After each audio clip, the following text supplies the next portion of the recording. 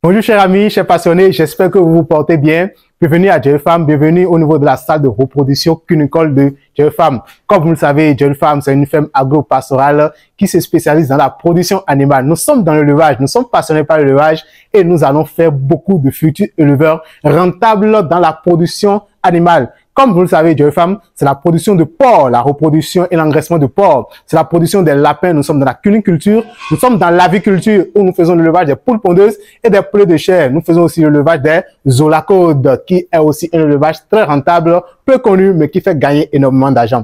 Alors aujourd'hui, comme vous savez, GeoFarm aussi, c'est dans la formation. Nous formons beaucoup, nous amenons beaucoup d'éleveurs à comprendre les réalités de l'élevage, à savoir comment orienter les activités sur la ferme afin de pouvoir rentabiliser et de mieux faire et de faire autrement pour faire de leurs élevages réellement des structures industrielles performantes et rentables. Alors, aujourd'hui, nous allons apprendre quelques vocabulaires du cuniculteur. Vous savez, aujourd'hui, nous voulons aller vers le professionnalisme et nous formons des éleveurs professionnels. Donc, quand je viens dans un élevage, je dois pouvoir demander à l'éleveur certaines choses en parlant le vocabulaire cunicole et il va pouvoir aussi me répondre. Alors aujourd'hui, nous voulons parler des femelles. En fonction de leur stade physiologique, les femelles ont beaucoup de noms. Et donc, nous allons vous apprendre.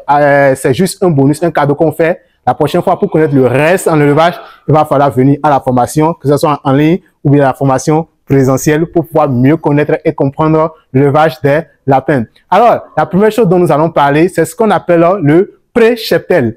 Lorsque je viens dans votre femelle, je vous dis combien de pré-cheptel vous avez. Vous avez vos pets. Mais en réalité, quand je parle de pré-cheptel, il s'agit des jeunes femelles avant mise en reproduction. Donc, quand je prends de jeunes femelles que j'amène sur ma ferme et que je ne les ai pas encore mises en reproduction, il n'y a pas encore eu de saillie, j'appelle ces femelles-là des pré-cheptels. Donc, gardez bien. Combien de pré-cheptels vous avez? Vous comprenez ce que je suis en train de vous demander. Maintenant, nous allons parler des femelles nullipares. Lorsque je parle de femelles nullipares, il s'agit d'une femelle en première saillie ou bien première gestation avant première mise bas. C'est-à-dire que la femelle, c'est sa première fois qu'elle a été saillie. Ou bien c'est sa première gestation. Elle n'a pas encore eu de mise bas. Donc, je vais appeler cette femelle-là une femelle nullipare. Ça, c'est le vocabulaire de l'éleveur. C'est le vocabulaire du cuniculteur. Maintenant, lorsque j'évolue un peu et je parle de femelle primipare, je suis en train de parler d'une femelle de premier cycle de production. D'accord? Lorsqu'elle a sa première cycle de production, entre la première et la deuxième mise bas. C'est-à-dire qu'elle a déjà mis bas. Donc, elle n'est plus nullipare. Elle est maintenant primipare. Donc, quand elle est entre sa première mise bas et sa deuxième mise bas, on va appeler ça une femelle primipare. Si j'évolue encore et je vous parle de femelle multipare, combien de femelles multipares vous avez dans votre élevage?